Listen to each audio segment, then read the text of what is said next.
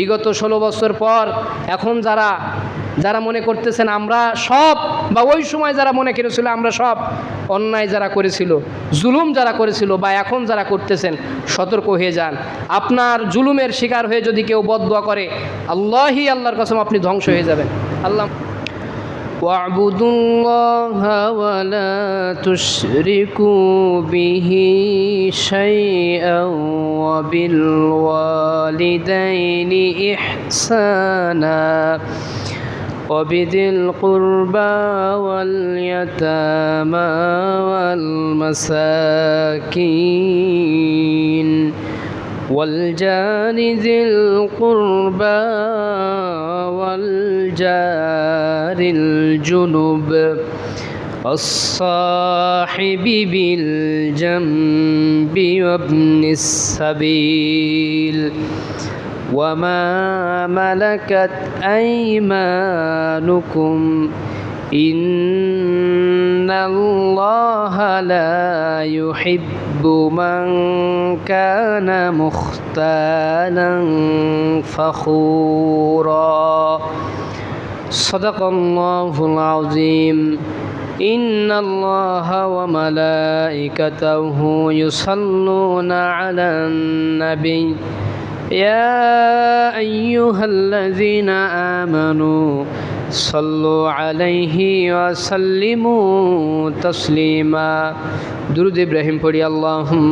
صل على محمد وعلى آل محمد كما صليت على إبراهيم وعلى آل إبراهيم إنك حميد مجيد اللهم بارك على محمد وعلى آل محمد كما باركت على إبراهيم وعلى آل إبراهيم إنك حميد مجيد الحمد لله শুকরিয়া মহান রব্বে কারীম আল্লাহ সুবহানাহু ওয়া তাআলার শানে।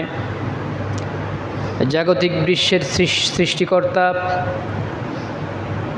যিনি আমাদেরকে সৃষ্টি করেছেন, যিনি আমাদের উপরে অধিকার রাখেন, যার দাসত্বে সর্বদা নিয়োজিত মহান রব্বে কারীম আল্লাহ সুবহানাহু ওয়া তাআলার শানে শুকুর ও সুজুদ শুকরিয়া আদায় করি, বলি আলহামদুলিল্লাহ। দুরুদ ও সালাম পেশ করছি বিশ্ব মানবতার বন্ধু নামে খ্যাত, আদর্শের আদর্শ সর্বোত্তম আদর্শে আদর্শিত নবীদের সর্দার, পৃথিবীতে যাকে সর্বশ্রেষ্ঠ মানব করে গোটা সৃষ্টি জগতের জন্য রহমত স্বরূপ পাঠালেন, আমাদের প্রিয় নবী মুহাম্মদুর রাসূলুল্লাহ। সকলে বলি সাল্লাল্লাহু আলাইহি ওয়াসাল্লাম। আল্লাহ রাব্বুল আলামিন পৃথিবীতে যখন আমাদেরকে পাঠিয়েছেন, যখন শিশু অবস্থায় আমরা ছিলাম, আমাদের ইচ্ছা থাকা সত্ত্বেও কোনো কিছু নিজ ইচ্ছায় করতে পারতাম। যখন মায়ের গর্ভের ভিতর থেকে পৃথিবীতে ভূমিষ্ঠ হলাম, 1 থেকে 4 মাস, 1 বছরের ভিতরে আমাদের নিজেদের ইচ্ছায় কোনো কিছু করা সক্ষম ছিল? আমরা কোনো কিছু করতে পেরেছি? পারি নাই। এভাবে আল্লাহ তাআলা আমাদেরকে ওনার অনুগ্রহে, কারোর বা 30 বছর, কারোর 20 বছর, কারোর 40 বছর, কারো বা 50 বছর হায়াত দারাজ করেছেন। এখন আমরা নিজ ইচ্ছায় কোনো কিছু মনে যদি ইচ্ছা করে, সেইটা কি আমরা করতে পারি কি না? আমরা কি সেই কাজে সক্ষম নাকি অক্ষম? এখন যদি আপনার মনে কোনো ইচ্ছা জাগে যে আমি অমুক জায়গায় যাব, গিয়ে ওইখান থেকে ওই জিনিসটা খাবো, আপনার মনে যদি ইচ্ছা জাগে, যদি ইচ্ছা করেন, আপনি ওই জায়গায় যাওয়া পর্যন্ত, খাওয়া পর্যন্ত আপনার শরীর আপনাকে সঙ্গ দিবে কি না? সঙ্গ দিবে। কিন্তু শিশু অবস্থায় এই সক্ষমতা, এই অর্জনটা, এই শক্তিটা আমাদের কারোর ছিল না। এখন আমরা বড় হয়েছি, প্রত্যেকটা মানুষ যার যার অবস্থানে স্থানান্তরিত করেছি। আল্লাহ রাব্বুল আলামিন পৃথিবীতে যারা সক্ষম এবং অক্ষম দুইটা জাতি, দুইটা ভেদে, দুইটা প্রকারে বিভক্ত করেছেন। এক হলো সক্ষম আর একটা অক্ষম। আচ্ছা বলেন তো দেখি, আমাদের সমাজে আমরা যারা বসবাস করি, আমরা সবাই কি স্বাবলম্বী বড়লোক নাকি গরিব বড়লোক মিশ্রিত অবস্থায় বসবাস করি? কি করি বলেন? আবার এই সমাজ পরিচালনায় যারা আমাদেরকে নেতৃত্ব দেয়, নেতৃত্ব যারা দেয় তাদের যোগ্যতা আর আমরা যারা তাদের নেতৃত্ব মেনে নিই আমাদের যোগ্যতা সমমান নাকি আলাদা আলাদা? আলাদা আলাদা। এই পৃথিবীতে এসে যোগ্যতা, প্রচেষ্টা, যেই জিনিসটা অর্জনের প্রচেষ্টা আমরা করব আল্লাহ রাব্বুল আলামিন সেইটা আমাদেরকে দিবেন, এই কথা বলেছেন আল্লাহ তাআলা। এই কথা বলেছেন কে? সূরা নাজমির 39 নম্বর আয়াত। আল্লাহ বলছেন ওয়াল্লাইসা লিল ইনসানি ইল্লা মা সাআ। মানুষ যেইটা পাওয়ার জন্য আকাঙ্ক্ষা, প্রয়াস, প্রচেষ্টা করে আমি আল্লাহ রাব্বুল আলামিন তাকে সেই জিনিসটা দিয়ে দিই। তার উদাহরণ এই যে ফেরাউন আল্লাহর কাছে দোয়া করেছিল, আল্লাহ আমাকে তুমি দুনিয়া দাও, আখেরাত আমার দরকার নাই, আমাকে তুমি দুনিয়া দাও, দুনিয়ায় যেন রাজত্ব করতে পারি, দুনিয়ায় যেন ক্ষমতা দেখাতে পারি, তুমি আমাকে অলৌকিক শক্তি দাও। আল্লাহ তোমার কাছে দোয়া করতেছি। আল্লাহ ফেরাউনের মনের আকাঙ্ক্ষা কি পূরণ করে নাই? পূরণ করেছিল। আল্লাহ ফেরাউনকে দুনিয়া দিয়েছিল। ফেরাউনের জন্য কি আখেরাত আছে? যারা দুনিয়া চাইবে আল্লাহর কাছে আল্লাহ তাদেরকে দুনিয়া দিবে, যারা আল্লাহর কাছে আখেরাত চাইবে আল্লাহ তাদেরকে আখেরাত দিবে। সংমিশ্রিত বসবাস করতে গিয়ে আল্লাহ রাব্বুল আলামিন আমাদেরকে শিখিয়ে দিয়েছেন। প্রতি নামাজের শেষে আমরা 5 ওয়াক্ত নামাজে আল্লাহর কাছে দোয়া করি, আল্লাহুম্মা রব্বানা আতিনা ফিদ দুনিয়া হাসানা ওয়া ফিল আখিরাতি হাসানা ওয়া কিনা আযাবান নার। আল্লাহর কাছে যারা দুনিয়া এবং আখেরাত সমমান সময়ে সুন্দরভাবে জীবন যাপন করতে চায় আল্লাহর কাছে তারা দোয়া করে প্রতিনিয়ত, হায় আল্লাহ আমাকে তুমি দুনিয়ার হাসানা দাও, আখেরাতের হাসানা দাও এবং জাহান্নামের কঠিন ভয়াবহ আগুন থেকে আমাকে তুমি হেফাজত করো। আমরা আল্লাহর কাছে এই দোয়া করতে পারবো না ইনশাআল্লাহ? আমাদের শুধু দুনিয়া চাই নাকি আখেরাতও চাই? আল্লাহ আমাদেরকে শুধু এই জগতে সুখী করবে নাকি ওই জগতেও? দুইও জগতে আল্লাহ আমাদেরকে সুখী করবে এবং আল্লাহ যেন আমাদেরকে জাহান্নামের ওই কঠিন ভয়াবহ আগুন থেকে হেফাজত করেন। সকলে বলি আমিন। আজকের সূরা নিসার 36 নম্বর আয়াতের শেষের দিকে আল্লাহ বলছেন, যারা দাম্ভিকতায় দুনিয়ায় চলাচল করে, যারা অহংকার নিয়ে দুনিয়ায় চলাচল করে, যারা মানুষকে মানুষ মনে করে না, যারা জুলুম করে, আল্লাহ রাব্বুল আলামিন তাদের পরিণতি হিসেবে জালেম যারা, অপর সূরা শুআরা 227 নম্বর আয়াতে রাব্বুল আলামিন বলতেছেন তাদের পরিণতি, যারা জালেম দুনিয়ায় অহংকার করে চলে, মানুষের উপরে জুলুম করে, তাদের পরিণতি আমি আল্লাহ রাব্বুল আলামিন জাহান্নাম প্রস্তুত করে রেখেছি। নাউযুবিল্লাহি মিন যালিক। আচ্ছা, এখন আমাদের সমাজে, আমাদের পরিবারে, আমাদের সামাজিক জীবনে চলাচল করতে গিয়ে অনেকেই আমাদের নিজের অজান্তেই জুলুম করে ফেলি। এগুলো কিন্তু আমরা অনেকেই জানি না। আমরা কি অন্যের উপরে জুলুম করি? আমার দ্বারা কেউ কষ্ট পাচ্ছে, এইরকম মানসিকতা, এইরকম চিন্তা ভাবনা উপস্থিত যারা আছেন কয়জনের আছে? একটু ভেবে দেখেন তো, যে আমার দ্বারা কেউ কষ্ট পাচ্ছে। যখন ঘুমানোর আগে আপনি আত্মশুদ্ধি নিজের ব্যাপারে একটু চিন্তা করবেন, ঘুমানোর আগে বালিশে মাথাটা দিয়ে একটু চিন্তা করবেন যে সারাদিন আমি কি করলাম, যে আমার দ্বারা কেউ কষ্ট পেয়েছে কিনা, আমি কারোর উপরে জুলুম করেছি কিনা। এইভাবে নিজের আত্মশুদ্ধি, নিজের প্রতি নিজে বিবেক জাগ্রত করে দিন শেষে এই রকম ভাবনায়, এই রকম চিন্তায় কয়জন মগ্ন থাকেন? আমি যদি বলি হাত তুলতে, আমি নিজেও পারবো না। কি আমরা পারবো নাকি? এরকম ইমানদার আছে এখানে কেউ? নিজেকে নিয়ে সারাদিন পর ঘুমানোর আগে বালিশে মাথা দিয়ে সারাদিন কি করলাম নিজেকে নিজেই ভাবনা চিন্তা করা, এইরকম ইমানদার শুধু এইখানে কেন, এই গ্রাম সহ এই ঝিনেদা জেলায় কালীগঞ্জ থানায় খুঁজলেও পাওয়া যাবে না, এরকম ইমানদার নাই। সমাজের ভিতরে আল্লাহ রাব্বুল আলামিন কিয়ামতের ময়দানে এবং এই সমাজে দেশে যেখানেই থাক যারা জালেম, আল্লাহ তাদেরকে পছন্দ করেন না। আল্লাহ কাদেরকে পছন্দ করেন না? আরো জোরে বলেন, কাদেরকে পছন্দ করেন না? যারা জালেম তাদেরকে আল্লাহ পছন্দ করেন না। মজলুম এবং জালেম এর সার বাংলা আঞ্চলিক একটা সংজ্ঞা আমি আপনাদেরকে দিয়ে দিই, ভালো করে খেয়াল করেন। মজলুম এবং জালেম এর আঞ্চলিক একটা সংজ্ঞা খুব সহজ সরলভাবে আপনাদেরকে একটা দিয়ে দিই। এই সংজ্ঞাটা দেখেন, মজলুম কারা? মজলুম আপনি যে কোনো একটা জিনিস পাওয়ার যোগ্য, আপনি ওই জিনিসের মালিক, আপনি ওই জিনিস পাওয়ার অধিকার রাখেন, আপনি বিত্তবান শক্তিশালী, আপনার অপোজিটে যে আছে সে বিত্তবান শক্তিশালী কিন্তু সে ওই জিনিসটা পাওয়ার অযোগ্য। এখন সে জোরপূর্বক আপনার কাছ থেকে আপনি যেই জিনিস পাওয়ার যোগ্য সেই জিনিসটা ছিনিয়ে নিয়েছে। এই ধরেন আমি একটা উদাহরণ দিই, বিগত 15 বছর, আচ্ছা গণতান্ত্রিক এই দেশে ভোট দেওয়ার অধিকার আমরা যারা জনসাধারণ আছি এই অধিকার আমাদের আছে না নাই? এই অধিকার কি আমরা 15 বছর ভোট দিতে পেরেছি সক্ষমভাবে? এখন আপনি অধিকার রাখেন ভোট দেওয়ার, আর যারা এই অধিকার ছিনিয়ে নিয়েছে, আপনি মজলুম ছিলেন, যারা আপনার কাছ থেকে অধিকার ছিনিয়ে নিয়েছে তারা জালেম। বুঝতে পেরেছেন কথা? আঞ্চলিকভাবে সহজ সরলভাবে এর থেকে বোঝানোর সহজ ভাষা আমার কাছে আর নেই। আর আমি ফ্যাসিস্ট যারা চলে গেছে তাদের নিয়ে কখনো কথা বলিনি, বলবো না ইনশাল্লাহ। তবে তাদের কার্যক্রম, তাদের কিছু ঘটনা থেকে আপনাদেরকে শিক্ষা নিতে হবে এবং মাঝে মধ্যে বলবো।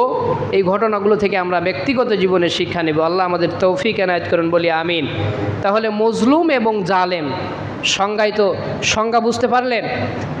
আপনি যেইটা পাওয়ার যোগ্য আর যে যোগ্য না, বিত্তবান শক্তিশালী, সেই লোকটা আপনার কাছ থেকে ছিনিয়ে নিয়েছে, সে জালেম। আপনি পাওয়ার যোগ্য পান নাই, আপনার উপরে অন্যায় করা হয়েছে, আপনি মজলুম। কথা ক্লিয়ার? আল্লাহ রাব্বুল আলামিন কিয়ামতের ময়দানে যখন সবাইকে একত্রিত করবেন, যারা আল্লাহর সাথে শিরিক করেছে, যারা জুলুম করেছে দুনিয়ায়, মানুষের উপরে যারা জুলুম করেছে, সৃষ্টি জগতের উপরে যারা জুলুম করেছে, রব্বুল আলামিন কিয়ামতের ময়দানে তাদেরকে একপাশে রাখবেন, তাদের দিকে তাকাবেন না, তাদের কথা শুনবেন না, তাদের বিচারও করবেন না। ফেরেশতাদের কঠোরভাবে নির্দেশ করবেন, জাহান্নামের শিকলগুলো নিয়ে আসা হোক। শিকলগুলো নিয়ে এসে যারা জুলুম করেছে দুনিয়ায়, যারা আমি আল্লাহর সাথে শিরিক করেছে, তাদের পায়ে জাহান্নামের শিকলগুলো লাগানো হোক। টানতে টানতে জাহান্নামের ভিতরে তাদের নিক্ষেপ করো। তাদের কোনো কথা শুনবো না, তাদের দিকে আমি তাকাবো না। আচ্ছা বলেন তো দেখি, যদি আমরা নিজের অজান্তেই জুলুম করে ফেলি, যদি দুনিয়ায় আল্লাহর সাথে শিরিক করে ফেলি, কিয়ামতের ময়দানে যেদিন আল্লাহ আমাদের দিকে তাকাবেন না, কথাও বলবেন না, আমাদের কোনো কথা শুনবেন না, অবস্থাটা কি ভালো হবে নাকি খারাপ হবে? আর জোরে বলেন, ভালো হবে নাকি খারাপ হবে? তাহলে যারা জালেম আছেন, আপনার থেকে যারা জুলুম প্রাপ্ত হয়েছে, আজ থেকে সংশোধনী হয়ে যান। আজ যেন আপনার কাছ থেকে কেউ অন্যায় অবিচার ভোগ না করে। আজ থেকে তাওবা করে তার কাছে মাপ চেয়ে আল্লাহর কাছে ফিরে আসেন। পারবেন তো ইনশাআল্লাহ? আপনার দ্বারা কেউ যদি জুলুমের শিকার হয়ে থাকে, তার কাছে মাপ চেয়ে, আল্লাহর কাছে মাপ চেয়ে ফিরে আসেন আজকে থেকে। তা না হলে কিয়ামতের ময়দানে আল্লাহ আপনার দিকে তাকাবে না, কথাও শুনবে না, এক কুশে করে রাখবে, জাহান্নামের শিকলি দিয়ে জাহান্নামের ভিতরে নিক্ষেপ করবে। আল্লাহ আমাদের জাহান্নামের আগুন থেকে হেফাজত করুন, বলি আমিন।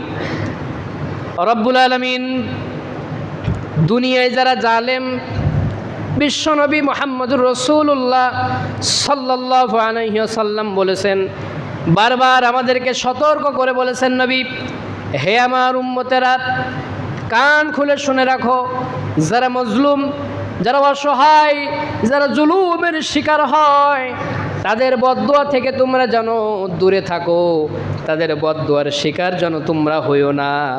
কারণ মজলুম আর আল্লাহর ভিতরে কোনো তফাৎ থাকে না। মজলুম যখন আল্লাহর কাছে বদদুয়া করে, আল্লাহ রব্বুল আলামিন সঙ্গে সঙ্গে সেইটা কবুল করে নেয়। কথা বুঝতে পেরেছেন? যারা মজলুম, যারা অসহায়, একেবারেই জুলুমের শিকার যারা, তারা যখন আল্লাহর কাছে দোয়া করে, আল্লাহ রাব্বুল আলামিন সেই দোয়াটা ফেরত দেয় না, সঙ্গে সঙ্গে কবুল করে নেয়। তার বাস্তবতা স্বচক্ষে দেখেছি। এই কথাটা যদি আমি বলতে যাই এখন আপনাদের সামনে, আপনারা খারাপ মাইন্ডে নেবেন না। একটা লোক, ভালো খারাপ, প্রতিটা ব্যক্তির মধ্যে ভালো খারাপ দুইটা গুণ আছে কি না? কথা খারাপ বললাম নাকি ঠিক বললাম? ভুল বললাম না ঠিক বললাম? একটা ব্যক্তির ভিতরে ভালো খারাপ দুইটা দিক আছে। এই যে বদদুয়ার কথা বলতেছি, বদদুয়া আল্লাহ কবুল করে কেমন দেখেন, মানে বাস্তব একটা ঘটনার কথা।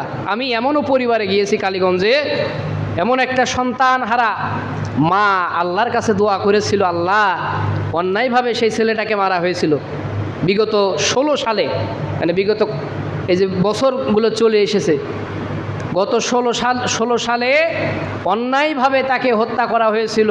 আর ওই মা এইভাবে কাপড়, হাতের উপরে কাপড়টা দিয়ে আল্লাহর কাছে দোয়া করেছিল। আমরা গেলে এখনও কান্না করে আল্লাহর কাছে দোয়া করেছিল, আল্লাহ আমার সন্তানের সাথে যারা এই কাজটা করেছে তুমি এর একটা বিচার করো। 10 বছর 5 বছর পরে হলেও আমরা দেখতে পেয়েছি একটা মানুষ ভালো খারাপ যতই ভালো থাক, তার ব্যাকসাইড যদি খারাপ থাকে, বদদুয়া যদি আল্লাহ কবুল করে নেয় একবার, অস্তিত্ব হারা এমনও মানুষ আমরা দেখেছি তার কোনো অস্তিত্ব পাওয়া যায়নি। আমাদের কালীগঞ্জে এমন ঘটনা ঘটেছে না? কোনো অস্তিত্ব পাওয়া যায়নি।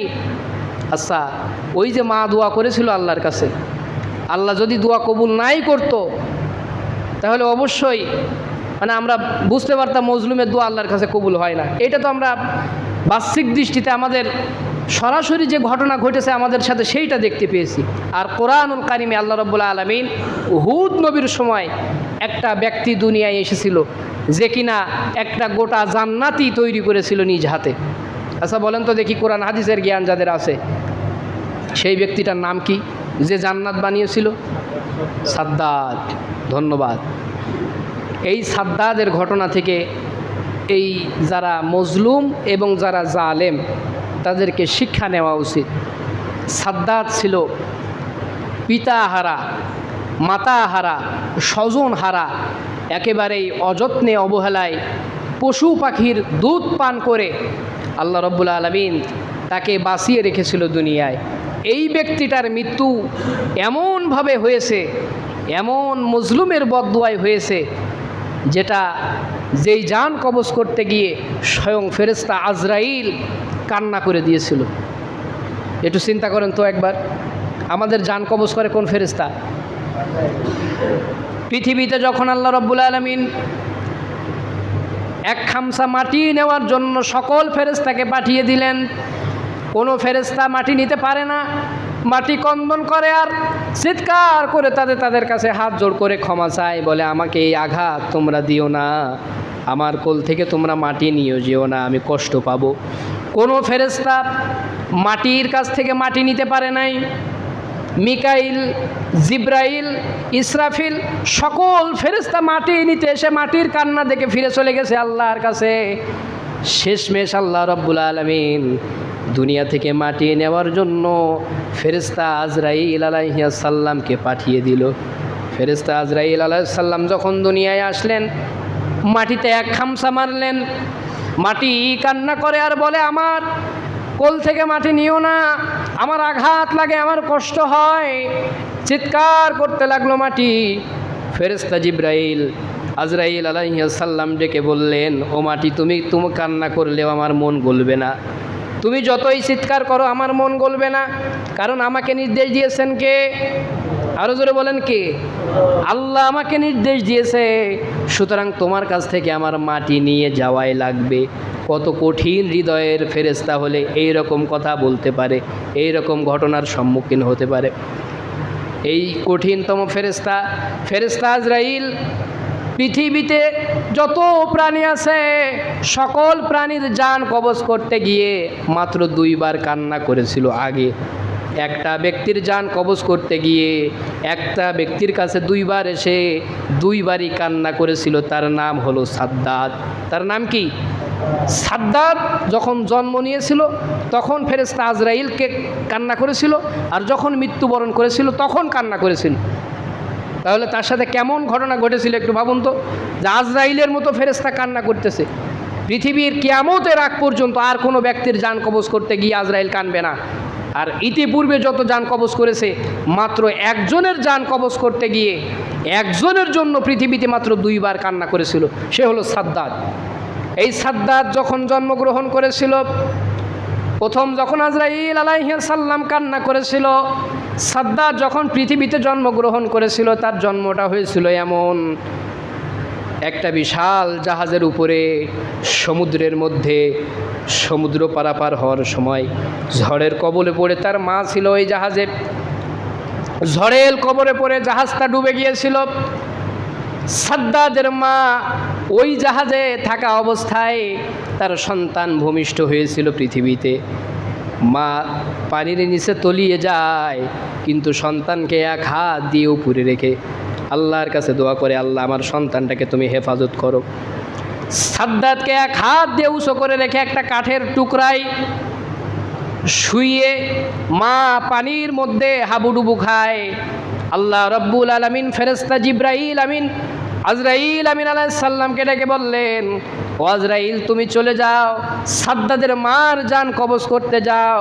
ওই সমুদ্রের মধ্যে একটা মহিলা হাবুডুবু খায়, ওই মহিলাটার জান তুমি কবজ করে নিয়ে আসো এখন। ফেরেশতা আজরাইল আলাইহিস সালাম আল্লাহর কাছে বললেন, আল্লাহ এই অবস্থায় কেমন করে আমি ওই মহিলার জান কবজ করব? ছোট্ট একটা বাচ্চা, ওই মা বাচ্চাটাকে হাত দিয়ে উঁচু করে ধরেছে, সে নিজেও বাঁচবে না, তারপরেও তার সন্তানকে বাঁচিয়ে রাখার প্রচেষ্টা করতেছে। এখন যদি ওর জানটা কবজ করি কেমন একটা হয়ে যায়। আল্লাহ বললেন, আমি তোমাকে যেই নির্দেশ করেছি সেই নির্দেশ তোমাকে পালন করতে হবে। ফেরেশতা আজরাইল চলে আসলো। ওই দৃশ্য দেখে ফেরেশতা আজরাইল ওই সময় পৃথিবীতে দাঁড়িয়ে চোখের পানি ছেড়ে কান্না করা শুরু করে দিলেন। তারপরেও আল্লাহর নির্দেশ, যেহেতু তার মায়ের জান কবজ করতে হবে, জান কবজ করে নিয়ে চলে গেল। সাদ্দাত ভাসতে ভাসতে একটা কিনারায় চলে গেল, জঙ্গলের কিনারায়। পশু পাখির দুধ খেয়ে বড় হলো। উহুদ নবী আলাইহিস সালামের নবুয়ত প্রাপ্তি দাওয়াত নিয়ে যখন সাদ্দাতের কাছে আসলো, জান্নাত জাহান্নামের কথা যখন তার কানে গেল, সে শুনলো বসে পড়ে। শোনার পরে বলতেছে, জান্নাত জাহান্নাম পাওয়ার আমার দরকার নাই, আমি নিজে একটা জান্নাত বানাবো। তার জন্মটা কোথায় হয়েছিল আর কোথায় আল্লাহ নিয়ে গেছে একটু কল্পনা করেন। মানে সে বলতেছে আমি জান্নাত বানাবো, তোমার আল্লাহ যেই জান্নাত বানাইছে ওই জান্নাত আমার দরকার নাই। সাদ্দাত ওই সময় গোটা একটা রাষ্ট্রের বাদশা হয়ে গিয়েছিল। আল্লাহ তাকে এত সম্মানিত করেছিল। উহুদ নবী যখন জান্নাতের কথা বলতেছে তার সামনে, সে বলে আমার দরকার নাই, আমি একটা ওই রকম জান্নাত বানাবো, তুমি আমার কাছে বর্ণনা দাও কেমন জান্নাত আল্লাহ আমাদেরকে দিবে। সব বর্ণনা দেওয়া শেষ। আল্লাহ জান্নাতের মধ্যে একটা হুর রাখবে। কতগুলো হুর থাকবে, সোনা দানা যা কিছু আছে সব কিছু ওই রাষ্ট্র থেকে কুড়িয়ে কাটিয়ে ওই জান্নাতটা সাজালেন। তাফসিরের ভিতরে এসেছে গোটা 22 বছর ধরে 22,000 শ্রমিকেরও অধিক দিয়ে দীর্ঘ 20 বছর যাবৎ ওই জান্নাতটা সাদ্দাত তৈরি করেছিল। জোরে বলেন কয় বছর? 22,000 শ্রমিক, 20 বছর সময়, হিসাব করেন তো।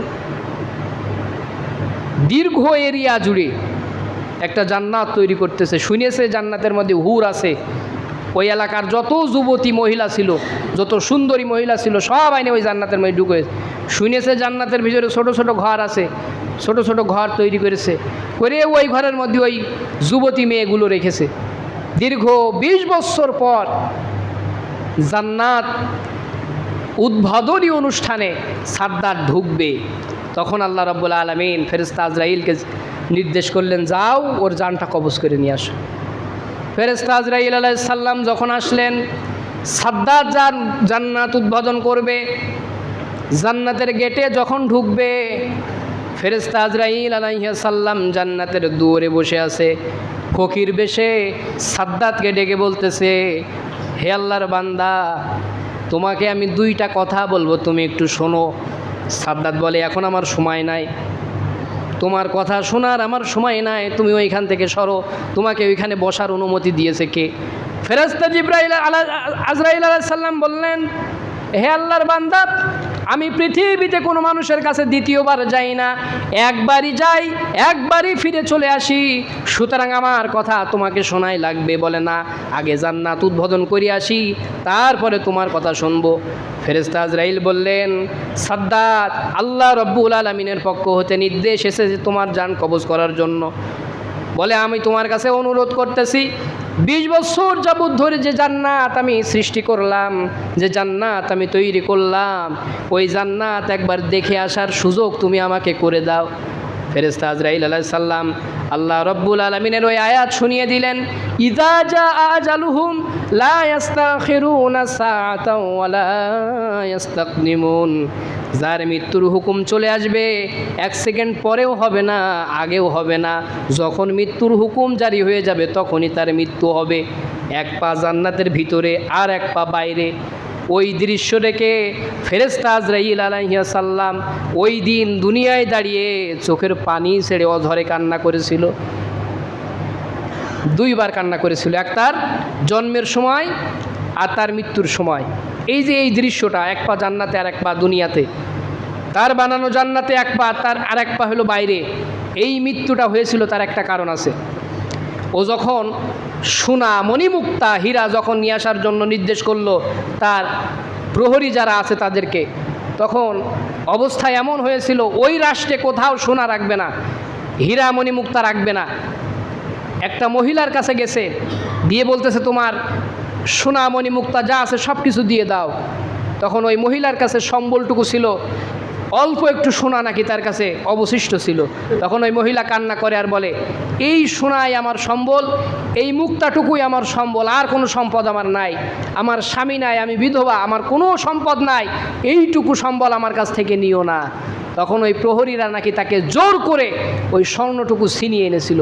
তখন ওই মহিলা গড়াগড়ি করেছিল আর কান্না করেছিল, আল্লাহ, আমার এই সম্বল যারা ছিনিয়ে নিল, এই সোনাটুকু, এই মুক্তাটুকু, আমার এই অবশিষ্ট সম্বল যারা ছিনিয়ে নিয়েছে, আল্লাহ, যেই সুখের জন্য আমার কাছ থেকে এই সম্বলটা ছিনিয়ে নিয়েছে, সেই সুখ ভোগ করতে তাকে তুমি দিও না। আল্লাহর আরশ কেঁপে গিয়েছিল এই কথায়। আল্লাহ এত রাগান্বিত হয়েছিল যে সাদ্দাদের জান্নাত বানানো নিজের জান্নাতে তাকে প্রবেশ করতে দেয় নাই, এক পা জান্নাতে আর এক পা দুনিয়াতে। ওই অবস্থায় ফেরেশতা আজরাইল আলাইহিস সালামকে বললেন, তুমি তাকে জান কবজ করে নিয়ে আসো। সুতরাং এই ঘটনা থেকে বুঝতে পারি, যারা আমরা ব্যক্তিগত জীবনে, পারিবারিক জীবনে, রাষ্ট্রীয় জীবনে, সামাজিক জীবনে অন্যের উপরে যারা জুলুম করি, যদি কারোর বদদোয়ায় সামিল হয়ে যায় আমার জীবন, আপনার জীবন ধ্বংস হয়ে যাবে। কপাল ছুলে ফেললেও আপনার জান্নাত প্রত্যাশা, আপনাকে জান্নাতে আল্লাহ দিবে না। যদি কারোর বদদোয়া লেগে যায়, মজলুমের বদদোয়া যদি আপনার পক্ষে লেগে যায়, আল্লাহ রাব্বুল আলামিন আপনাকে ধ্বংস করে দিবে। সুতরাং আমরা মজলুমের বদদোয়া থেকে নিজেকে হেফাজত বিরত রাখবো ইনশাআল্লাহ।